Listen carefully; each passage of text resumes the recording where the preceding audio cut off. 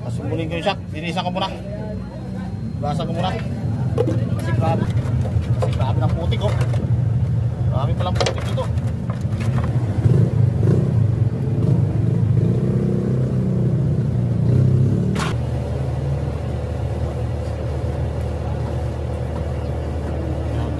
Kerosene, maganda.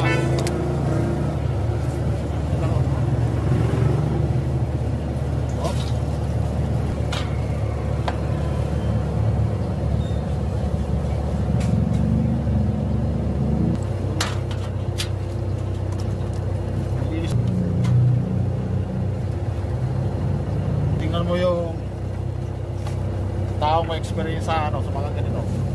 Diba sabi sa'yo, sino nagsabi sa'yo na tanggalin mo na bago bumili? Si Arlan, di ba?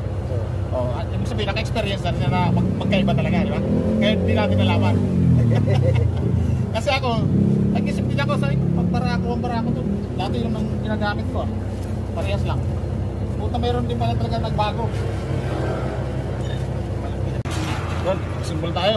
Dami tayo ng oil seal. Simbolin ko na. Oh, mga lods. Palit ako ng oil seal ng ano, ng port ng sa shock ng barako sa harap. Iba na yung number. Mas malaki na.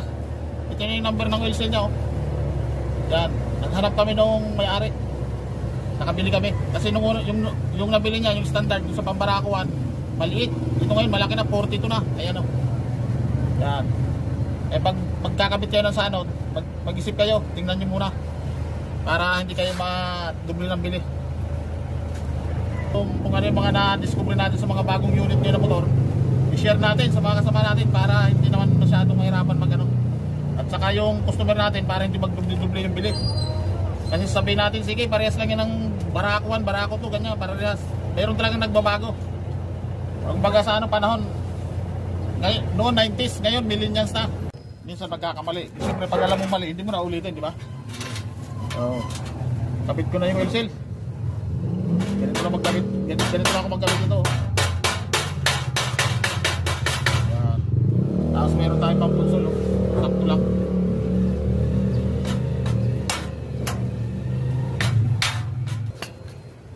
Yun, ayos na. Oh. Goods na.